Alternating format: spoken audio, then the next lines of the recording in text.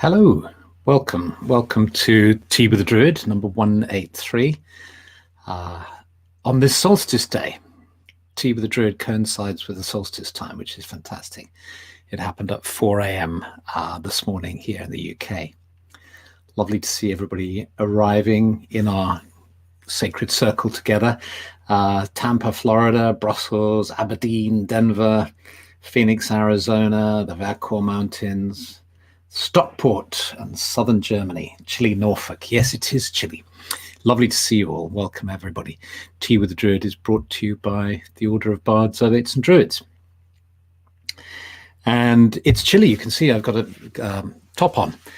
And in fact, it's always interesting to think of the opposite time of the year. Whenever you come to one of these 8 festivals, it's really fruitful just to tune in to the completely other side of the wheel.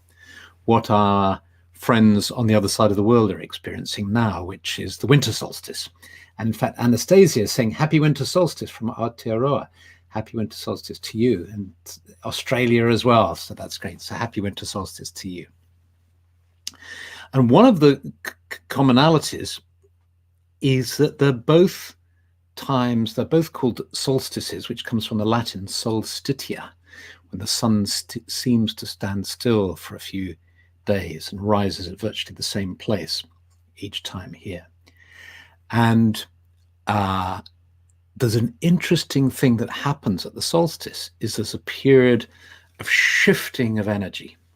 So at the winter solstice, the days start to grow longer, the energy increases as more and more light reaches our bodies and reaches the earth. There's a kind of increasing intensification as we move towards the period of growth. Then it shifts at the solstice and it moves into a period of dispersion, of giving. So you could say in one way that the movement from the winter to the summer is one of focus, increasing focus and intensity on growth and birth. And then the movement from the summer around to the winter is one of giving, of generosity, of abundance, of letting go, of diffusion as opposed to focus. So completely different, and yet, of course, all part of one harmonious cycle. So at both the solstices, there's a kind of pause, a time of recalibration, where it's as if the earth and us, if we allow ourselves, can kind of take a deep breath and then shift into this new movement, this new part of the cycle. So there's a peace in both solstices. There's this deep peace, a deep sort of settled sense that you can find, I believe, at the heart of the experience of both the summer and the winter solstices. So last weekend, this weekend that's just finished, was an incredible time. On Saturday, there were all sorts of wonderful events that the Order of Bards, Ovates and Druids put on. Often many of us who are able to used to go to Glastonbury and have a big gathering over the weekend, and always fantastic. And of course, we haven't been able to do this for 2 years now. So we decided to do it online, and it was a huge success. And it was just lovely. And if you haven't seen any of the events yet, do have a look. You'll find them on the OBOD Facebook pages and YouTube pages. And they're just incredible. The Eisteddfod last night was just tremendous. The poetry, the music, the song, just fantastic. And the talks by Penny and John Matthews and Ronald Hutton, Penny Billington, and meditation by Ema, all truly splendid. And then on Sunday, I did a solstice meditation for the Synthesis Institute with this fantastic music that Youth had put on. Some of you may have seen Youth hosting one of these teas recently, and he curated, put together about 40 minutes of music, and we had it at the beginning, at the end, and then some of it I talked over for a meditation, and it was lovely to be with everybody there. And this is the official day as well, the solstice of the publication of this book, World Druidry, A Globalizing Path of Nature Spirituality, by Dr. Larissa A. White. What does it mean to be a Druid, circa 2020 CE? And Larissa has abstracted part of this for her Mount Hemus presentation. Every year, the order funds a scholarship for some scholarly work in Druidry or a related topic, and she's done that in the Mount Hemus. So if you go over to the OBOD website, you can see her paper there. And this is the result of a survey that she sent out all over the world, which gives a kind of snapshot, is too small a word for it, a moment in time in the story of Druidry and what's happening in Druidry around the world. And I'll just read you one paragraph from that just to give you a feel for it. One might expect Druids living in places with climates and seasons very different from those of Britain to rely on books rather than observations of the natural world in order to maintain a heartfelt connection to a cycle of seasonal festivals and celebrations derived from a foreign land. However, the opposite turned out to be true. World Druidry Survey data showed that Druids from climates different from Britain are significantly more likely, 58% compared to 32% for Druids overall, than other Druids to include detailed seasonal nature observations as a key component of their Druidry practice. So if you want to understand the kind of demographics and what's going on with Druidry today, have a look. You can find it online, this book, and you can read Larissa's paper in the OBOD website. So we'll do a meditation in a little while, but I just wanted to really take 5 minutes to just to say what I've been feeling today, because today it's been raining, it's cold, we've had some glorious weather for a few weeks, and now it's really wintry again. And we drove along the coast, and the coast was covered in mist. You could hardly see the sea or the cliffs.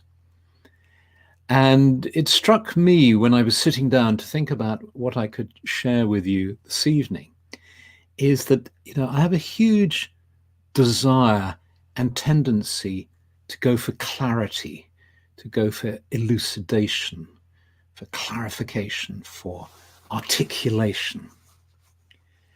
And I really have to remind myself that it's okay to allow the mist to descend or to rise up.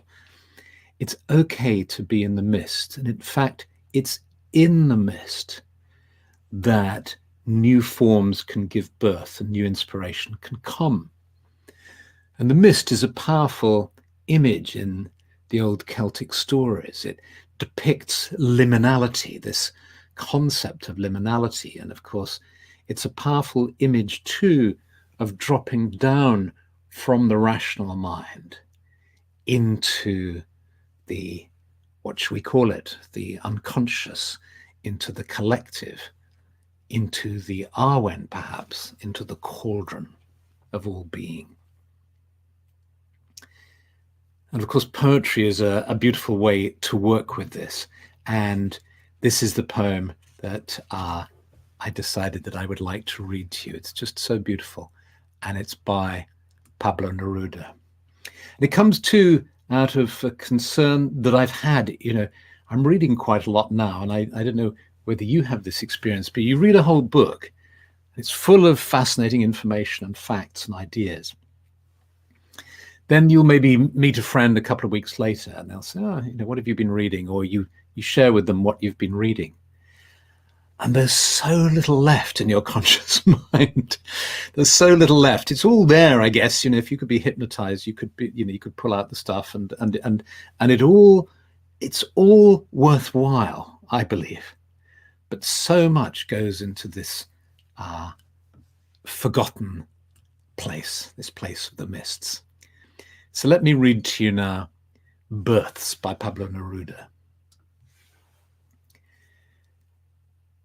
We will never have any memory of dying.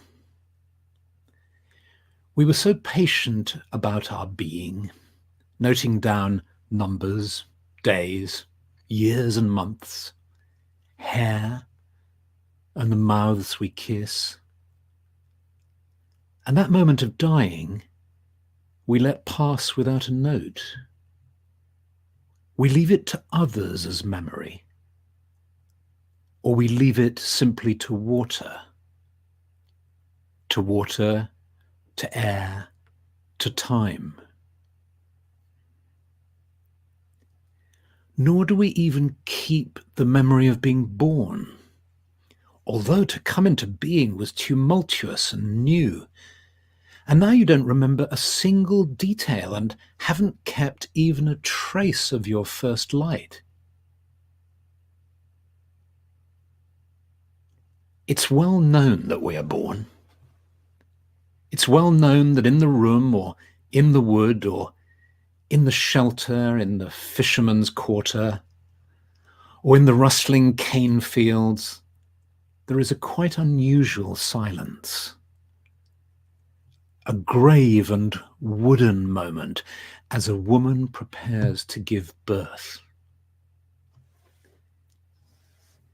It's well known that we were all born, but of that abrupt translation from not being to existing, to having hands, to seeing, to having eyes, to eating and weeping and overflowing and loving and suffering and suffering.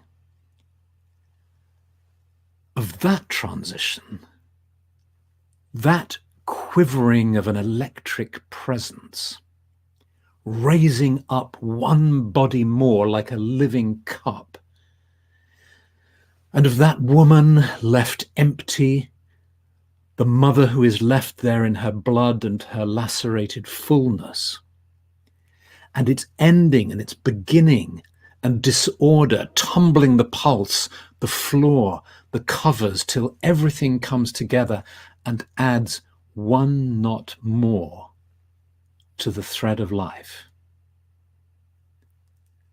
Nothing remains in your memory of the savage sea which summoned up a wave and plucked a shrouded apple from the tree. The only thing you remember is your life.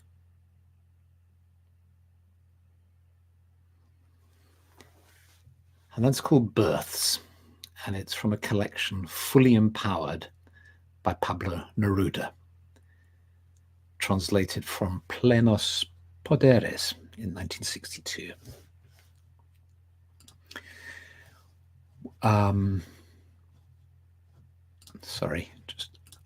Okay.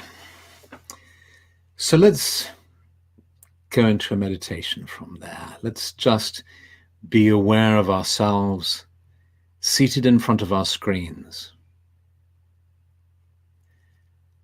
Aware of ourselves individually seated in front of screens, but knowing that mysteriously and wonderfully we're part of a collection of beings, 342 of us at the moment, all at this exact same moment in time, around the world, being conscious of being in front of our screens, and yet at the same time allowing ourselves to sense that we're walking through some woodland to arrive in a clearing just before dawn, finding a place,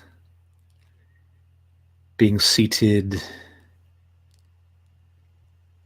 perhaps sensing colleagues with us, perhaps even allowing this clearing to become instead the side of Glastonbury Tor. Let's all be seated on the side of Glastonbury Tor now. Small hill, but which has such a wonderful panoramic view across the countryside. And it's just before dawn on the morning of the solstice. And as is so often the case with the Somerset levels, there's a mist on the land. And so when you're sitting on Glastonbury Tor, it can often be like you're sitting on an island with the sea all around you. And so look out now at this sea of mist and feel the energy of the Tor beneath you, the energy of this magical Tor with its caves of crystal beneath, deep beneath. Do you feel the energy of the earth rising up into you? And you feel the energy of the wide sky flowing down into you, meeting the energy of the earth within the center of your being.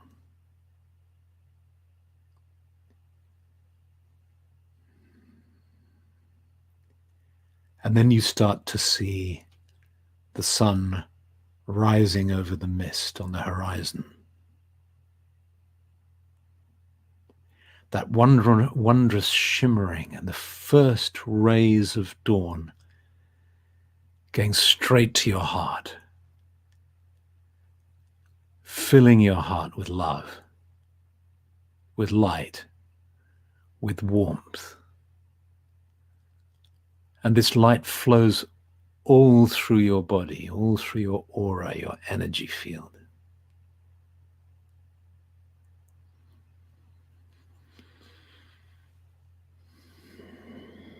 And you breathe in this light. As you become aware of your breathing, you sense how, as you breathe in, you become more aware of the light flowing in. And you pause in your breathing at the top of the breath. As you breathe in, pause for a moment in that delicious stillness before breathing out. And as you breathe out, the light distributes itself all around your body. And you pause at the bottom of the breath on the exhale. Delicious pause and the stillness at the end of the exhale for a few moments. And then you breathe in and the liquid golden light flows into you. And you pause at the top again. And so let's just do this together in the silence for a little while.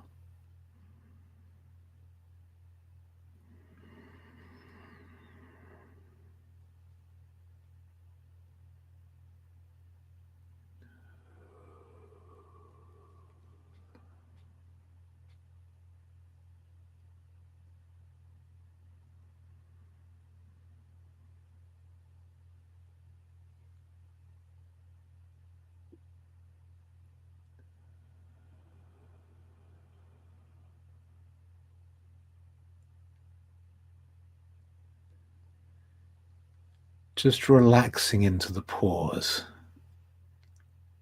at the top and bottom of the breath.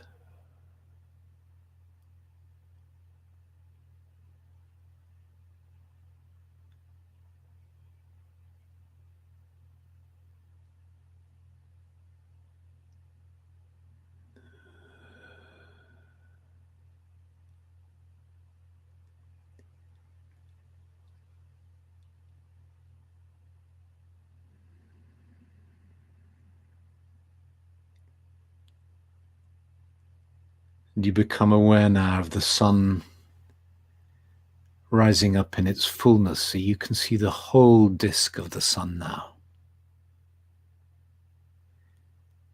And you sense the whole group seated around you.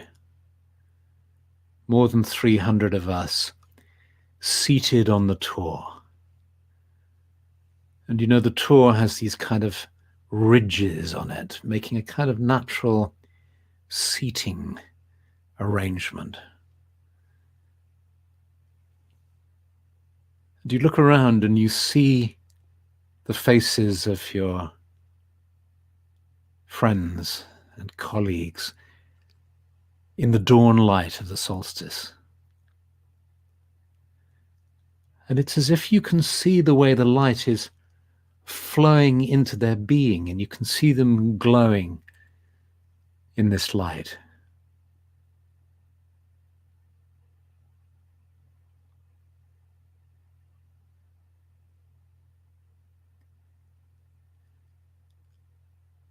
And then we can open to the sense of us as a group,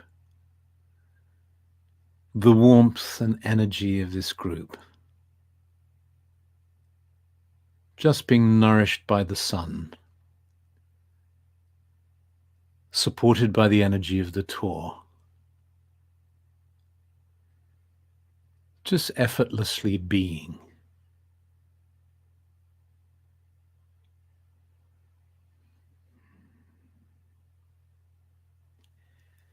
And then we bring our hands to our hearts, feeling the warmth in our hearts, and asking that there might be peace on earth, that may all of life be protected, may nature be preserved and protected.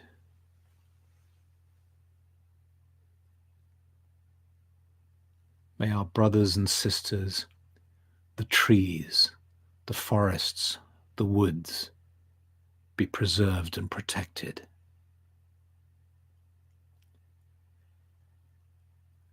A blessing on our lives and a blessing on the land. And we place our hands, the palms of our hands on the earth, sending our blessings to the earth. And then with one last look around at the gathering on the Tor, we close our inner eyes and gradually allow the scene to fade from our vision as we become aware of being seated here in front of our screens or tablets, fully present, here and now, on this evening of the 21st of June, 2021, here now on this solstice day. And stretching our fingers and toes, we open our eyes. And just to say, those of you in New Zealand, I fully accept that it's the 22nd of June for you. You're ahead of us. You're in the future a little bit. So thank you. Lizzie says we call that mist dragon's breath in Wales. Yes. The ley lines are pulsing so strongly now.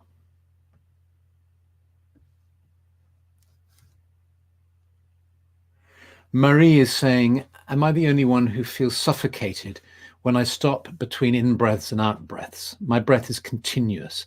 I can't manage to create pauses between breaths. Okay, Marie. So the thing is, absolutely don't try to force anything, but just wait for a time when you're feeling really relaxed, a good time when you're feeling relaxed, and just pay attention to your breath and just breathe out and then breathe in again. And you'll notice that there's a little turnaround. There's a little moment when you breathe out and then you breathe in again.